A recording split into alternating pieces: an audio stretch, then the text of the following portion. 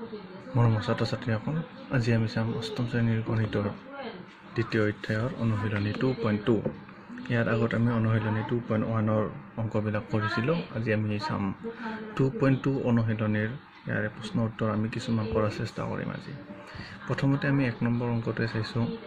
ইয়াত কি কৈছে যে দুটা সংখ্যা 5:7 অনুপাতত আছে। ডাঙৰ সংখ্যাটোতকৈ সৰু সংখ্যাটোত 12 কম সংখ্যা দুটা উলিওৱা। এই অংকটো কৰোঁতে আমি ধৰি ল'ব লাগিব যে দুটা সংখ্যা 5:7 অনুপাতত আছে। এটা আনটোতকৈ অৰ্থাৎ সৰুটো ডাঙৰটোতকৈ 12 কম হ'ব। তাৰপিছত আমি সংখ্যা দুটা উলিয়াব লাগে। এই অংকটো আমি কেনেধৰণে কৰিম চাবা। যিহেতু সংখ্যা দুটাৰ অনুপাত 5:7 অনুপাতত আছে, গতিকে আমি লিখিম এনেধৰণে যে ধৰা হ'ল সংখ্যাটো বা সংখ্যা দুটা হ'ল 5x আৰু 7x। যিহেতু 5 আৰু 7 অনুপাতত আছে, আমি ধৰি ল'লোঁ 5x আৰু 7x বুলি। যে xটো আমাৰ এটা চলক, এই ৰাশিটো মান নাজানো। আমি xৰ মানটো যেতিয়া উলিয়াম তেতিয়া আমাৰ সংখ্যা দুটা ওলাই আহিব। এতিয়া প্ৰশ্নমতে আমাৰ কি কৈছে? প্ৰশ্নমতে কৈছে যে ডাঙৰ সংখ্যাটোতকৈ সৰু সংখ্যাটো 12 কম। ডাঙৰ সংখ্যাটো আছিল 7x, যিহেতু 7টো ডাঙৰ। সৰু সংখ্যাটোতকৈ 12 কম, সৰুটো আছিল 5x। এতিয়া 5xটো ইয়াতকৈ 12 কম, গতিকে দুয়োটা সংখ্যা সমান হ'বলৈ হ'লে আমি ইয়াৰ লগত 12 যোগ দিব লাগিব। অৰ্থাৎ 5xৰ লগত 12 যোগ হ'লেহে আমাৰ 7xৰ সংখ্যা ডাঙৰ সংখ্যাটোৰ সমান হ'ব। ইয়াৰ পৰা আমি কেনেধৰণে এই সমীকৰণটো যদি সমাধান কৰোঁ, 5xটো ইপিনে লৈ আনিলোঁ, মাইনাছ হ'ব যিহেতু ইয়াত প্লাছ হৈ আছে, থাকি গ'ল 12। 7x মাইনাছ 5x, 7টা xৰ পৰা 5টা x বাদ দিলে আমাৰ থাকি যাব 2টা x সমান 12। এতিয়া 2টো যিহেতু পূৰণ হৈ আছে, 2টো যেতিয়া আমাৰ সমান চিহ্নৰ সেইপিনে গুচি যাব, সেইটো হৰণ হৈ যাব। আমি xৰ মান পাই গ'লোঁ। 12ক 2ৰে হৰণ দিলে 2 6 গুণ 12 অৰ্থাৎ 6 পালোঁ আমি xৰ মান। এতিয়া xৰ মান 6 পালোঁ।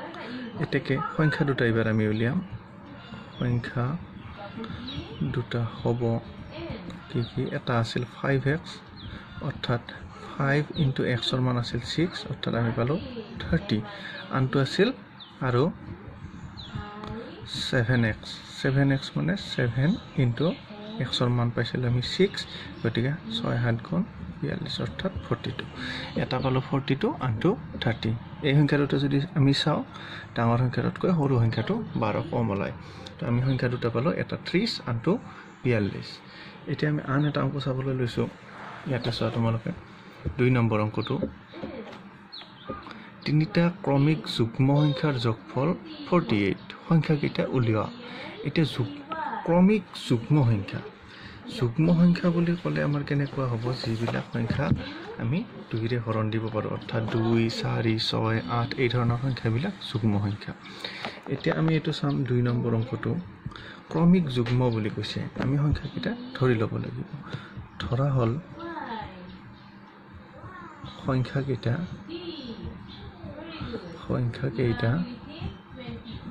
ক্ৰমে এটা ল'লোঁ x। xৰ পিছৰ ক্ৰমিক যুগ্ম সংখ্যাটো হ'ব কি? x প্লাছ 2, অৰ্থাৎ x যদি 2 হয়, 2ৰ লগত 2 যোগ দিলে 4 হ'ব। নেক্সট ক্ৰমিক যুগ্ম সংখ্যাটো পালোঁ। আনটো হ'ব x প্লাছ 4।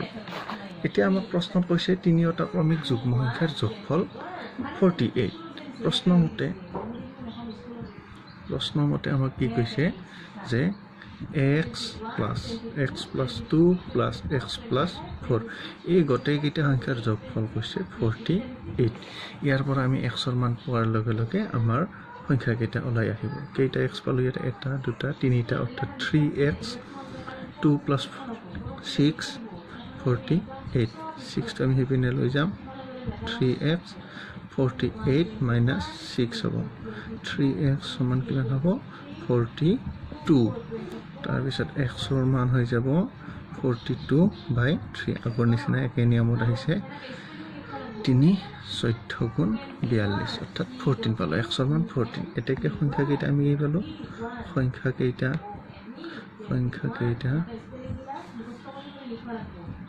হব এটা পালো 14 x যেটো x টকা আছিল হেতু পালো 14 আনটো আছিল x plus 2 অর্থাৎ 14 plus 2 16 আনটো আছিল x plus 4 অর্থাৎ 14 plus 4 18 14 plus 4 18 14 16 আৰু 18 এইকেইটা হল আমাৰ ক্ৰমিক যুগ্ম সংখ্যা যাৰ যোগফল আমি এইকেইটা যদি আমি যোগ কৰি আছো আমি 48 পাম গতিকে আমি সংখ্যা কেইটা পাই গলো তেম আৰু এটা অংক দিয়াৰ চেষ্টা কৰিছো চাবা 3 নম্বৰ অংক যেটো আছে তোমালোকে কিতাপত উলিয়াই চাই লোৱা 3 নম্বৰ অংক যদি 17500 টকা তিনিজন মানুহক 1:2:4 অনুপাতত ভগাই দিয়া হয় তেন্তে প্ৰত্যেকে কিমান টকা হৈ পাব এই অংকটো কৰাৰ কাৰণে আমি এনেধৰণে কৰিম চাবা ইয়াতো আমি ধৰি লম অনুপাত কেইটা আমি ধৰি লম এটো হল অনুশীলনী 2.2 3 নম্বৰ অংক 3 নম্বৰ এই অংকটো কেনেকৈ কৰিম অনুপাত কেইটা দিয়া আছে আমাক 1:2:4 ধৰা হল প্ৰত্যেকৰে টকাৰ পৰিমাণ অৰ্থাৎ কিমান টকাকে পাব টকাৰ পৰিমাণ প্ৰথম আছে 1x মানে আমি x বুলিয়ে ললো তাৰ পিছত 2x 1:2:4 আছে আৰু আনজনৰ হ'ব 4x প্ৰত্যেকৰে টকাৰ পৰিমাণ এইখিনি আৰু প্ৰশ্নমতে আমাক কৈছে কি প্ৰশ্নমতে কৈছে আমাক গোটেইকেইজনৰ টকাৰ পৰিমাণ 17500 টকা গোটেইকেইজনৰ টকা যদি আমি যোগ কৰি দিওঁ x plus 2x plus 4x তেতিয়া হয় 17500 টকা এইকেইটা যোগ কৰিলে আমি পাম 2x plus x 3x plus 4x 7x আইফালে আছে 17500 100 মান হ'ব 17500/7 এটা আমি ডিভাইড কৰিলে কি পাম 7 2 গুণ 14 এটা আমি মুখে ডিভাইড কৰিব পাৰিম বাকি থাকিল 3 35 7 5 গুণ 35 আৰু দুটা শূন্য 3500 100 মানটো পালো আমি 2500 2500 এতেকে প্ৰত্যেকৰে টকাৰ পৰিমাণ হ'ব প্ৰত্যেকৰে